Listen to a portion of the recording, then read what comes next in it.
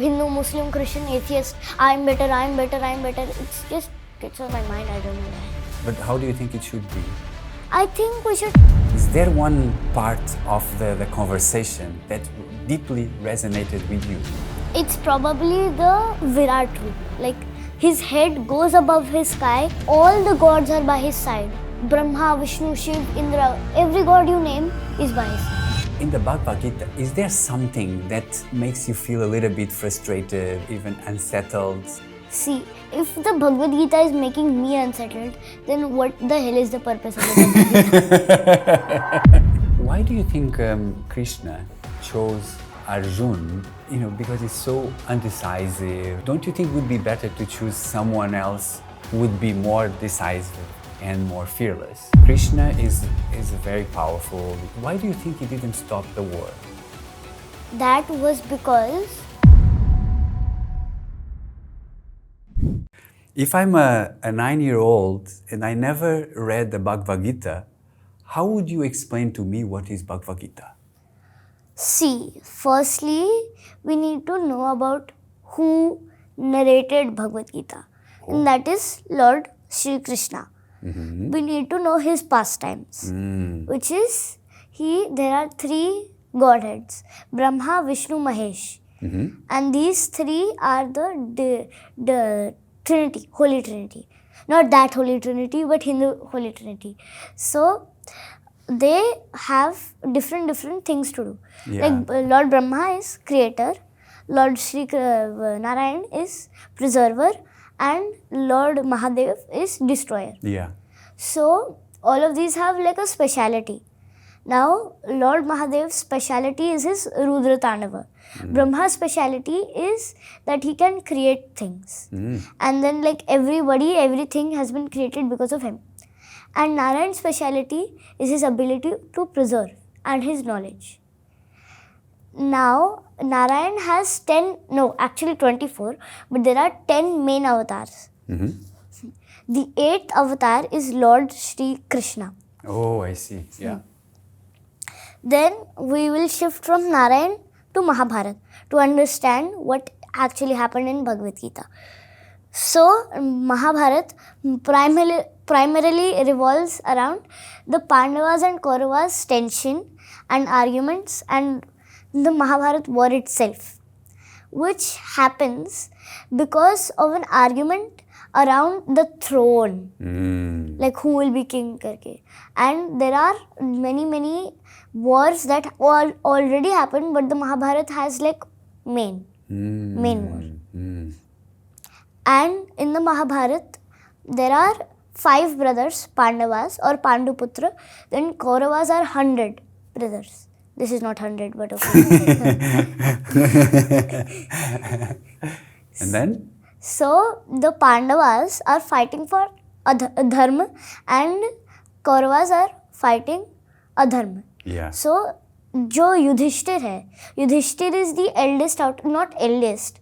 The Karna, Duryodhan's best friend, on the Kaurav side is actually eldest, but he doesn't know until before the war. So, Yudhishthir, then Bhim, then Arjun, then Nakul, and then Sahadev. They're like, if you do this, you can bend each finger and you can cause pain. But if you do this, you can't bend each. This is exactly how I would describe the unity of the Pandavas. Oh, I see. And there is a lot of unity between them. And the third brother, charioteer, is Lord Krishna himself. Yeah. So, how to prove this is by an incident, a story, which happened not only in Bhagavad Gita by Virat Roop wala entire thing, also because of what Krishna said. Now, the Bhagavad Gita is not only just ye hua, you shouldn't be like in this dilemma, kaam khatam. Yeah. It's not like that. He's explaining entire. It's in the Bhishma Parva part of the Mahabharata. It is divided into 3 parts. Karma Yoga, Bhakti Yoga and Jnana Yoga. There's a 4th yoga which is Dhyana Yoga. Okay. But that's different. Then there are 6 chapters in each, 18 chapters. And there are 700 verses in total. So this entire Bhagavad Gita talks about how to remove Arjun's dilemma, but how to remove our dilemma, which can be given as an example. So a musk deer was wandering in the forest looking for a fragrance because it was smelling it.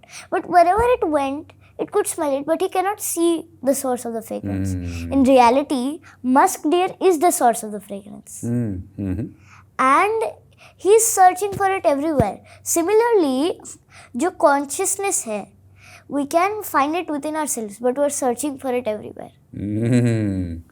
Nice. Oh, I'm so impressed. How do you know all the stories and all the names? Do you have any trick to help you to remember all the stories? When I am trying to remember epics, such as Mahabharata, Ramayana, Harivamsh, Bhagavad Gita, I used to associate them with a particular color. And whenever I see an incident, I'm like, ये purple में हुआ था, this happened in green. And so I don't really remember what color I gave each, but I do remember I gave each of them a particular color. And I used to be like, this happened in Bhagavad Gita.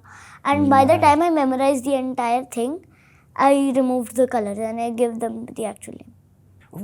When you read, let's say, when you read the Bhagavad Gita, how does it make you feel? How do you feel when you read the Bhagavad Gita? Like I said, I just feel spiritually connected. My connection with Narayan is like 2 atoms. Can you describe me more about how do you feel? Like there's this pose we do in Bharatanatyam. It's this where your soul is going upwards.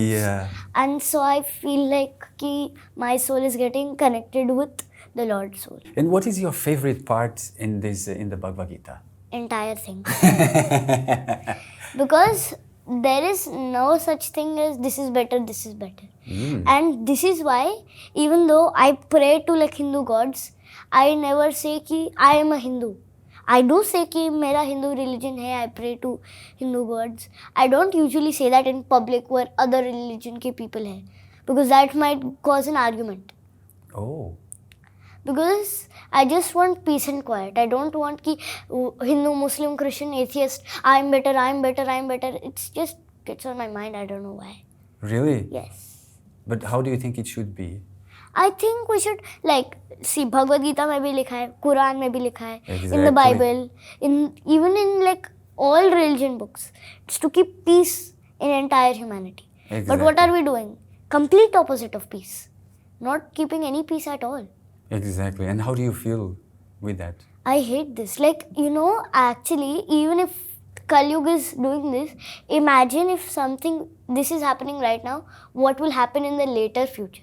Yeah, you're right. Yeah, so what you're saying is like every religion is good, right? So we have to respect. Yes. So that everyone lives in peace.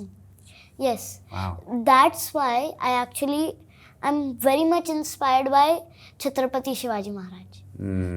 Because Shivaji Maharaj, he upheld his dharma, but he never discriminated.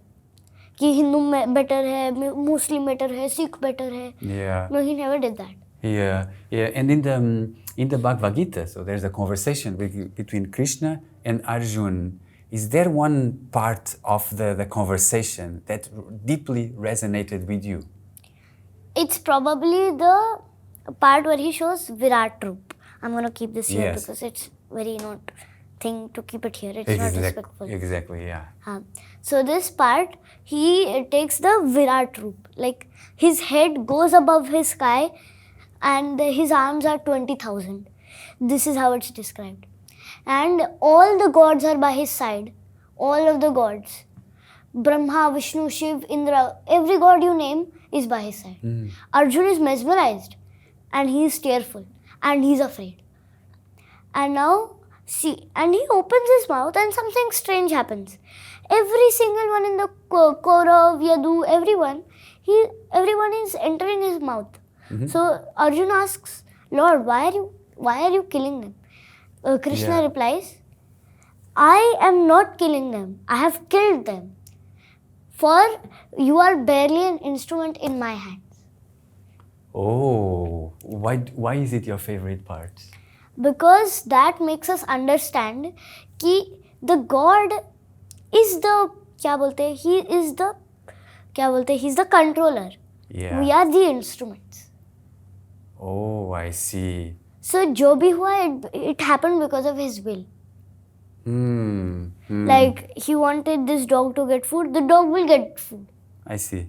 Like without him, if it hadn't been his will, this podcast wouldn't have been happening. I see. Yeah, but you know, like Krishna is very powerful. He's a divinity, and why do you think he didn't stop the war? That was because there was already very much evil on the planet. Exactly. Duryodhan was very evil. Yeah. And he already knew that the Pandavas are going to win the war. Exactly. That's why he didn't stop the war. And he got cursed for it. Oh, how? Gandhari cursed him. Gandhari is the Kauravas' mother. Oh, yeah. So she cursed him that your entire dynasty will collapse. But that didn't work fully. Only the living Kauravas, Yadus died.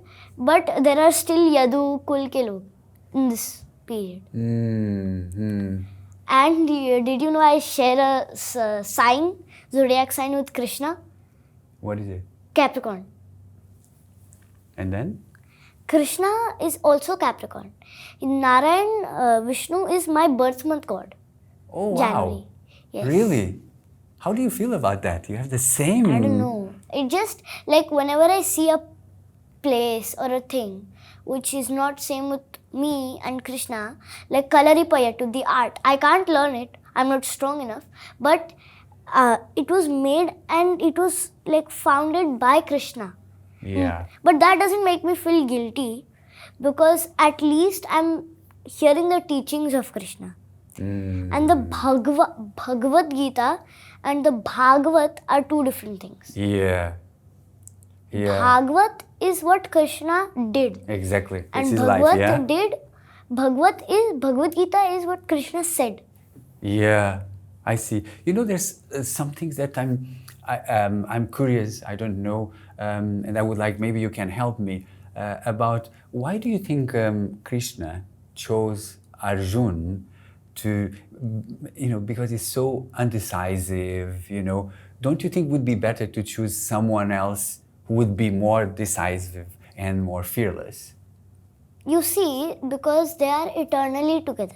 Just like Radha Krishna, just like Balram Krishna, Arjun Krishna are always eternally together. Oh, because Narayan avatar is Krishna and Nar avatar is Arjun. Nar Narayan. Okay, so that's why. These are the twin sage avatars of Narayan. Oh, I see. That's why he chose Arjun despite he was undecisive, right? And in my opinion, I think Arjun should have not had that dilemma only. Why? I mean, we could have gotten this big and nice, like entire learning and spiritual learning. But it was because half his life was spent beside Krishna. Yeah, exactly. So why did he have that dilemma in the first place when you're literally standing beside a person whom we all desire to see? And some people say, like Lord Hanuman, he could be with us in the room right now and we don't even know. In energy form, of course. Exactly. But not in his physical form, like gigantic and like everything. He would break the entire building.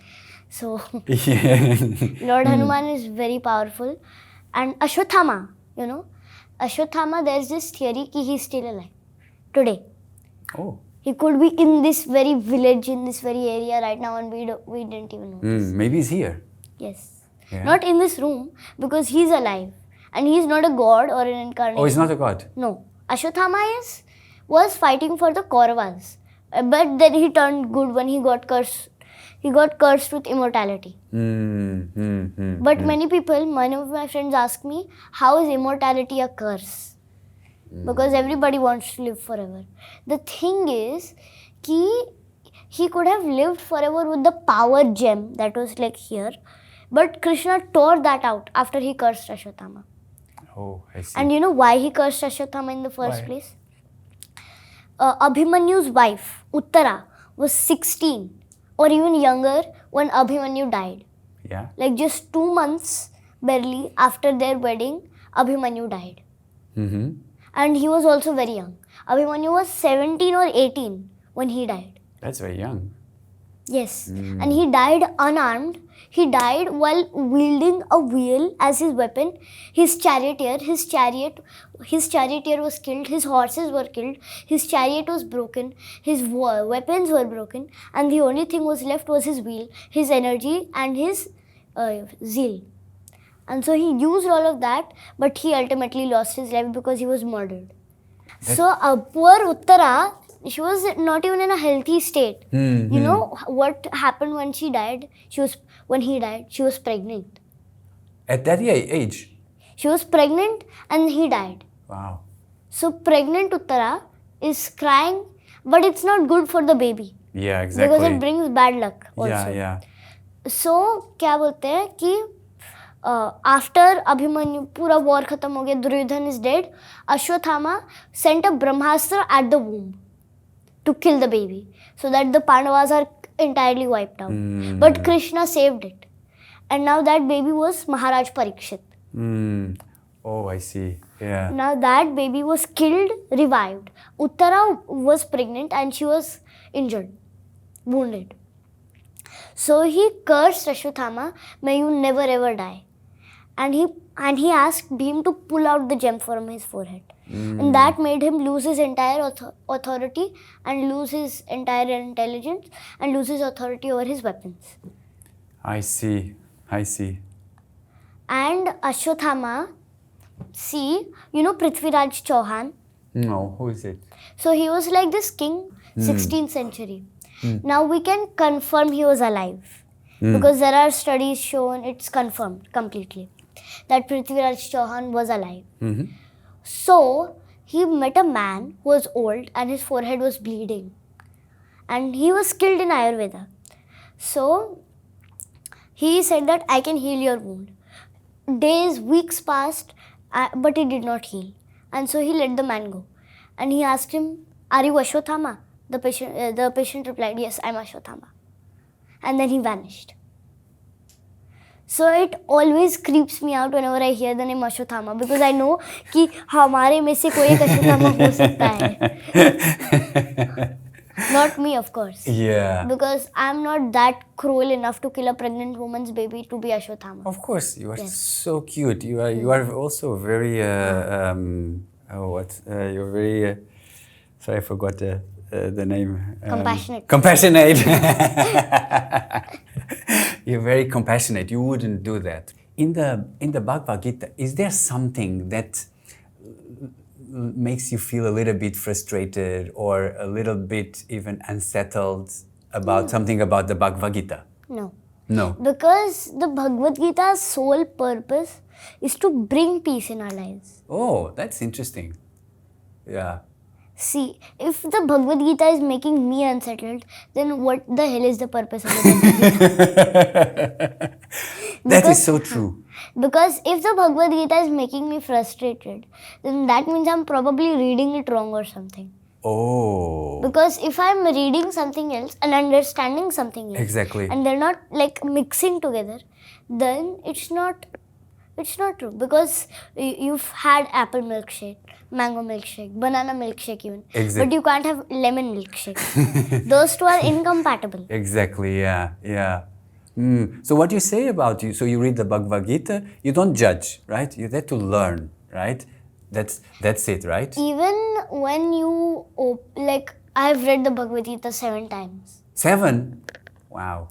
I'm going to start reading it for the 8th or 9th time, I don't even know. And it's like every time I open it, something new always comes. Really? Yes. What was the newest thing that you uncovered from Bhagavad Gita? Not in that sense. Like every time you've read it, you feel like this was not there though last time. Oh, you uncover something new. And I'm like, ये था क्या last time? Was it last time? Even though the book is the same, the book didn't enlarge, it didn't shrink. So So it's obviously very confusing. And the second thing is that Bhagavad Gita is the most vast topic. Exactly. Because one part he says, focus on your duties, and the second part he says, focus your duties on me. And it gets confusing because like the other chapter, the other part you said focus on your duties, now you're saying focus your duties on me. But then I understood after reading it for the 7th time that he meant ki do your work but do it to bring pleasure to me. Like for example, I'm drinking water. Yeah. So I'll remember a shloka. Yeah. And I'll say that I'm drinking this water so Krishna can drink water. Oh, So I'm drinking I water see. and then I remember a shlok. Raso hamapsu konteya prabhasmi shashi yoho. I am the taste of water. So that very taste that of the water that's nourishing me, it's Krishna. So it's like that. I remember him every moment of my life. Yeah, even you said before, I saw that you said that we should surrender to Krishna, right? Yes. Why is that? See, when you don't surrender yourself to Krishna, I'll tell you a story about it. Yeah, please. So there was this interviewer, a journalist, who was seeing a temple being made, and he went there. So he asked 3 people the same question. What are you doing? The first one answered, we are making a building. Then he asked, why are you making this? So he replied, because by the end of the month we'll get money. Yeah. Then he asked the second one, what are you doing? We are making the building. Yeah. Then he said, because it gives me satisfaction that I'm making this, and I like construction work. Yeah. So he was like, okay, that's nice. You're not just doing it for money. Then the third guy, he asked, what are you doing? We are making the temple. So he replied, why are you doing this? And then he replied, because I'll be doing some service to Krishna. Because by the end of the month, there will be a Krishna Murti put here. And then it will give me satisfaction. I have worked for Krishna.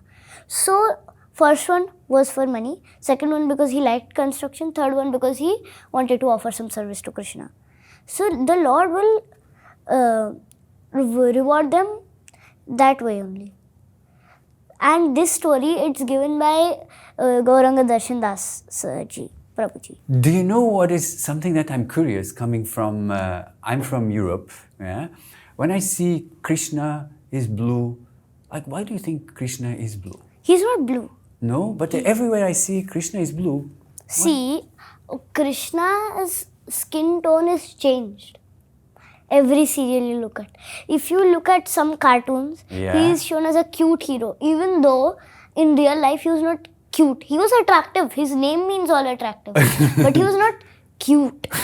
He was not a hero who beats up bad guys, but he was a god, not a child. Yeah. Then there's, in some serials that adults watch, he is white, but that's not true. He is actually he's dark skinned. His description is, he's dark skinned with dolphin shaped earrings, a peacock feather on his head, sandalwood paste, garland of forest flower and leaf, and he holds a bamboo flute in his hand with a yellow dhoti. And I don't know why, but nowadays Krishnas are getting super Americanized. Really? Yeah. Why? Don't know why. Like people of India, they are becoming more and more westernized by the day. Oh, give me an example. See, you know Krishna, as I said, he was dark skinned. Exactly, yeah. If you look at the serial Mahabharata, was Krishna dark skinned? I don't know. He wasn't. You can Google. What was the color? He wasn't dark skinned. No serial, if you look at any serial, none of them will give you a dark skinned Krishna. Oh, that's where you think they are changing a little bit things. Yes. Wow. Like even in some people say that even Draupadi was dark skinned. But people don't put her as dark skinned either. Okay. And some people they say that Balram, Balram, he wore blue and Krishna wore yellow. Yeah. But people are saying, how can that be fair? Balram is fair-skinned and then Krishna is dark-skinned. Shouldn't it be ulta? But no, it brings contrast. And even in the combination couples, Radha Krishna and Sitaram, in the Treta Yuga, Sitaram, Ram was Suryavanshi and Sita was Chandravanshi, but it swapped.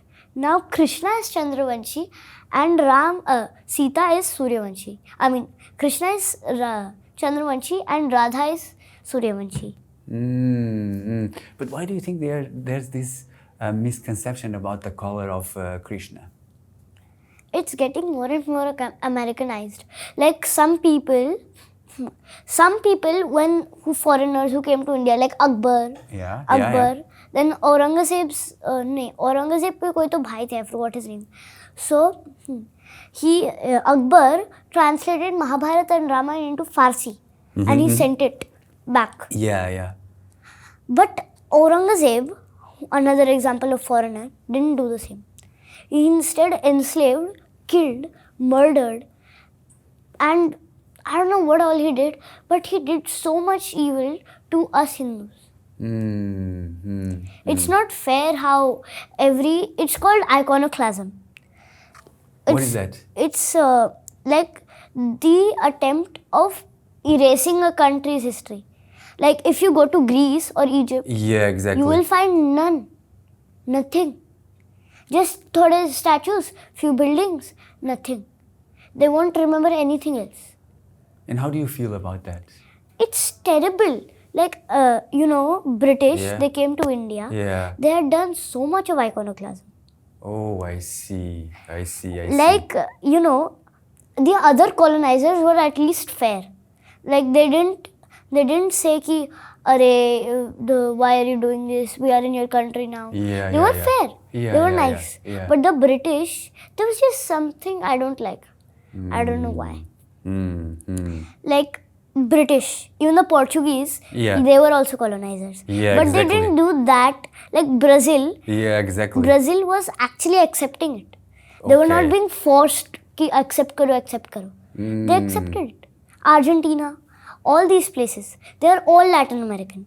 I see. But you will go to any one of them, none of them are forced to do it. I see. Why only India? Why only the British colonized?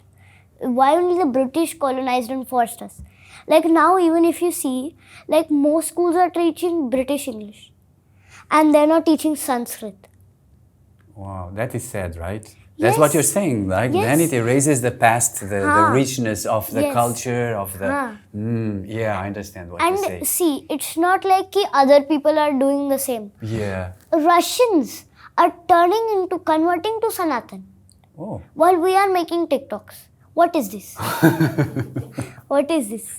Like people who are preaching. See, Kali, the demon, we are going to collapse under him if we do this. I see. See, if you see most mythologies, Norse mythology, Greek mythology, none of them have yugas. What are yugas? Yugas are like 4 ages. Like the first one is Golden Age, Satyug. Then there's Treta Yuga, Silver Age. Bronze Age is Dwapar Yuga, in which the Mahabharata happened. And before that, Treta Yuga, Ramayana happened. And then we are living in Kali Yuga. In the Kali Yuga, exactly. We are Iron Age.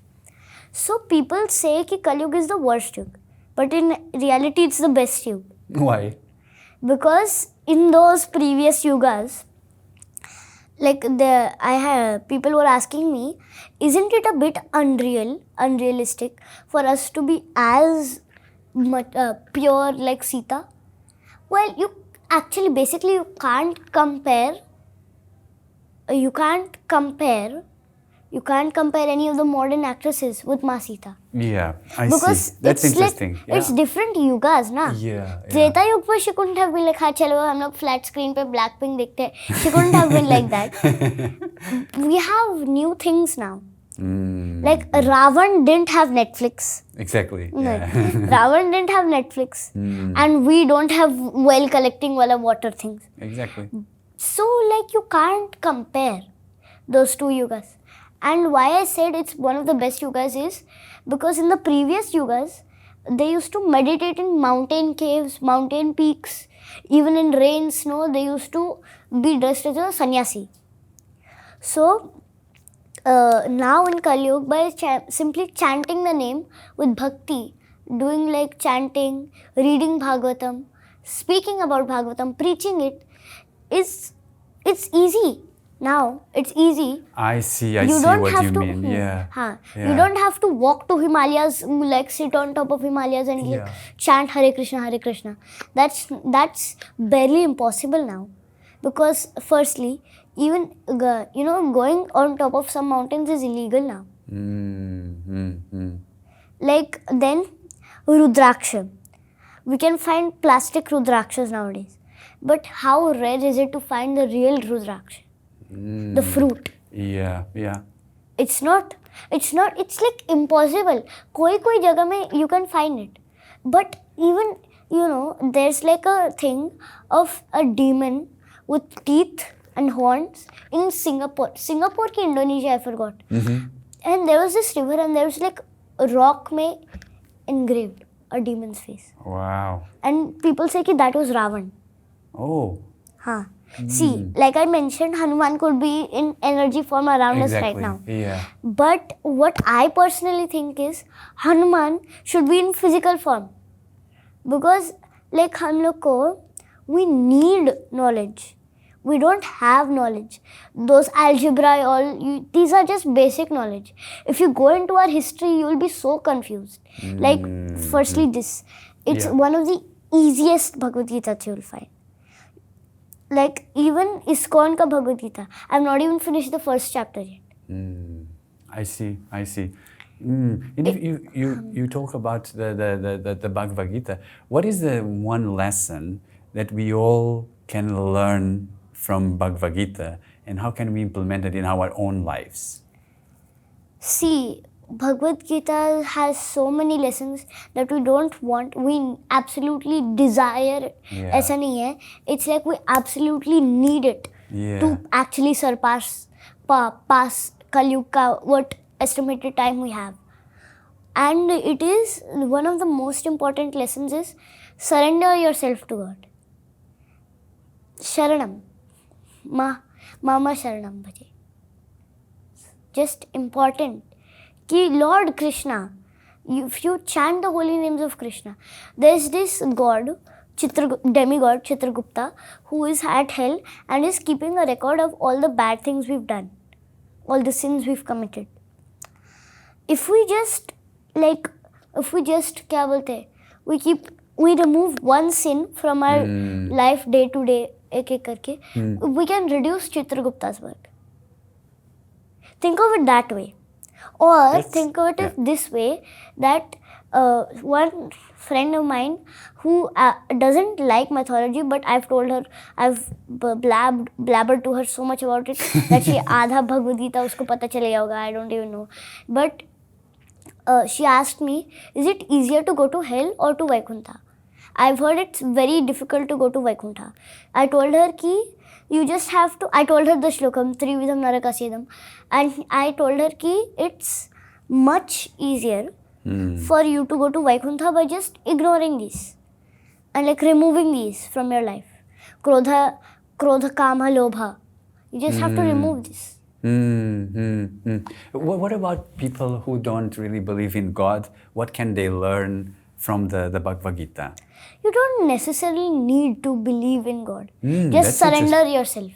Like, belief in God and surrendering yourself to God are two different things. Okay. So they're like, belief in God would be like, ki mere Ram aayenge. It's not like that. Exactly. Because it's Kali Yuga. Yeah. There's no Ram right now. Okay. Kalki will come, of course, but later onwards. We don't even know when is Kalki going to come. Google kuch random de raha hai, Pinterest kuch random de raha hai, and we can't actually trust any of them, honestly. So, it's not like you can't defend yourself. Because you don't have to always be, especially for people who are extremely devoted. You can surrender yourself, of course, but you don't need to be like, mere Krishna aayenge, mere liye Govardhan uthane ke liye. Govardhan is in Vrindavan, you are living in Mumbai. How is that possible? Yeah. That's not possible. And then there is also one more thing. Like I said, Bhagavad Gita, not only, Bhagavad Gita is so useful for mental health. Like what, for example? See, people are scared of death. Yeah. That's one of the root causes for many mental health diseases. One of the root causes. Then, this, if you're scared of death, this is the most useful thing for one to read. Most. Give me an example. So, in this, they also talk about moksha, liberation. Yeah.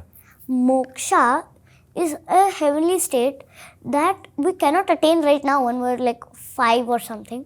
But when you turn an age, that when you're about to die or you're like losing your life, moksha is a peace that people desire to attain.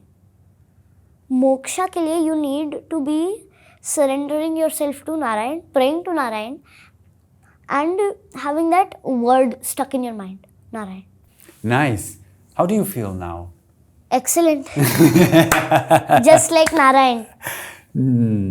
So for me, I'm from Europe.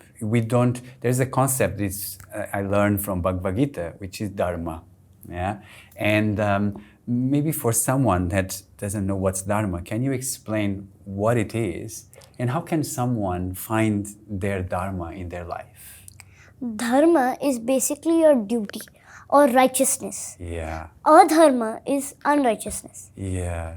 Karma, but the thing is, many people get confused between karma and dharma. Exactly. Karma is work and the duty.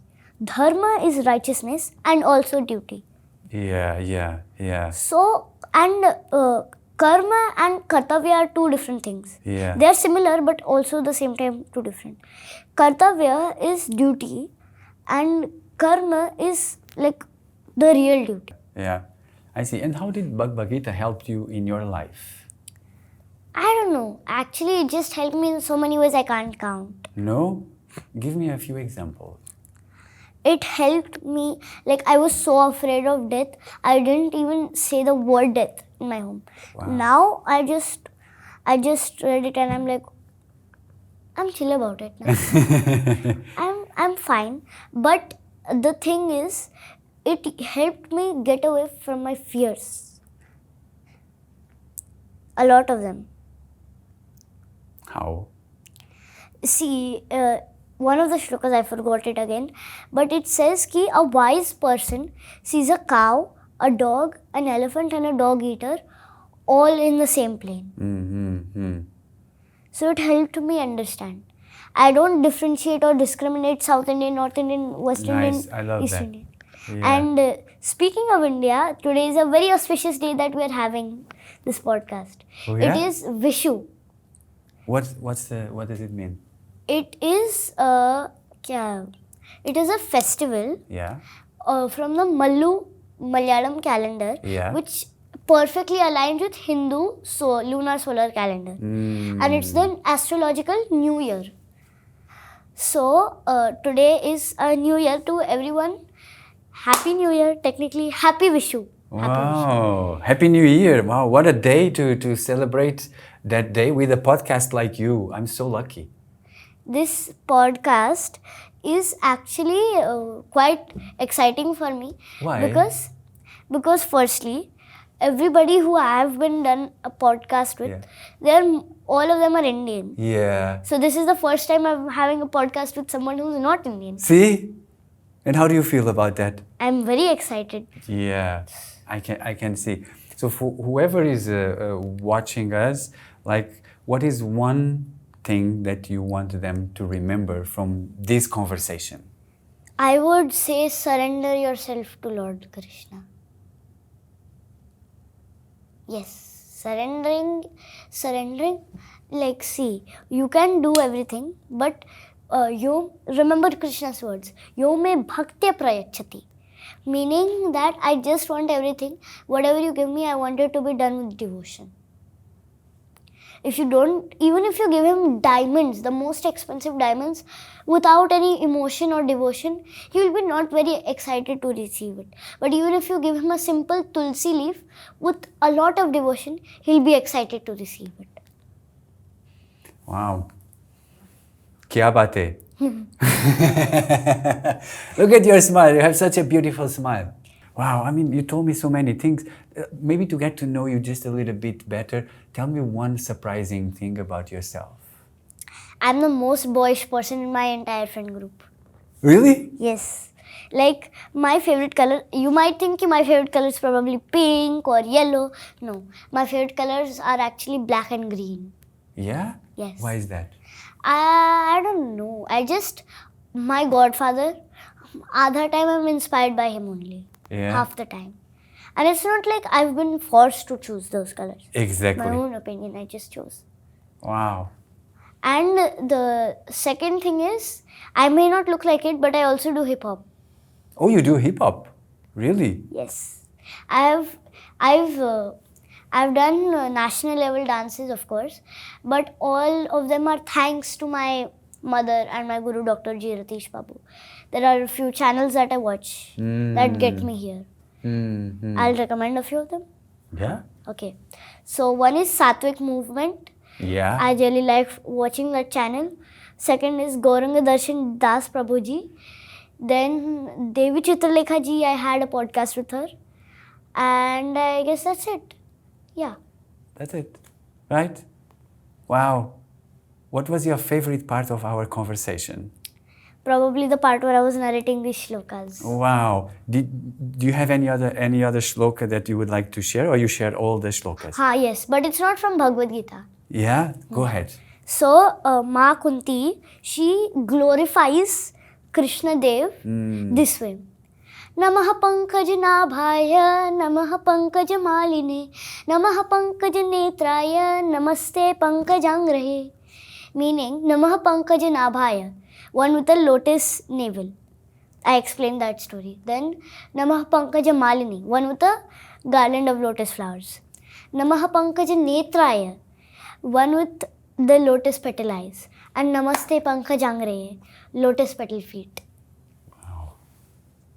So good. Yes, that's the most. I like that shloka a lot. Very good. So we have a lot of adults that watch our podcasts. What is one advice that you would like to give to the adults? Don't force yourself to do something if you don't want to do it. Like many people, they like, क्या बोलते हैं? They want to become an artist. Yeah. But they are told to become a doctor by society because society wants to see a doctor. But that's not fair. Like one of my friends, she's in judo with me. I also go to judo, but I'm extremely weak. Honestly, I can't do judo, but I'm doing it because it's fun. So she wants to leave judo desperately, but her mom is like, you learn self-defense. That's true, but she's already so strong. And I've been questioning why she said that ever since she told me. I told her that I might be leaving judo. She was like going on a full breakdown, like, why are you leaving judo? But it's fine with me if I don't leave judo also, because it's fun for me to do judo. And I like it when somebody is following their passion and they're not forcing themselves to do something they don't really want to do. Like if you want to become an artist and the society is telling you to become a doctor, become an artist. Because later onwards, this is how society rejects you and then begs for help. Firstly, they will laugh at you behind your back. Exactly. Then they will gaslight you. Then they will try to force you out of it. And then finally, when you've succeeded, they will come and blackmail you and ask for help. Yeah, see? Yeah, so that's why you say everyone should follow whatever they feel like, right? Yes. Because in the end, they are only going to come and chase after you. Exactly. But the thing is, you should never stray from that path. Yeah. If you want to become an artist, or if somebody is living alone as a kid or as a teenager, then be resourceful. Yeah. Like if there's no food at home, don't immediately go and waste your money on an Uber Eats. Try to find something. Exactly. Like something healthy. Then for people who've raised themselves or raised their siblings, they should always क्या बोलते हैं, maintain that determination and that enthusiasm. Not greed, enthusiasm. Not anger, enthusiasm. Wow. So what you say for people, follow what you really love and continue with determination. That's and it? if you're struggling, believe in your God, and if you are, I forgot what I was going to say. That's okay. हाँ. Say it again. And if there's any struggle in your path, endure it. It will pass, right? Yes. And don't get too overexcited if there's a good moment, or demotivated if there's a bad moment. Yeah. Good and bad things are both temporary. Wow, what a beautiful way to end our conversation. It's been really a pleasure I could spend here many, many hours, but I learned so much from you. Thank you so much for coming. It's been a good time for me as well. Yeah? Yes. Did you enjoy? Yes. That was so good. Radhe Radhe, Jai Shri Krishna. Radhe Radhe.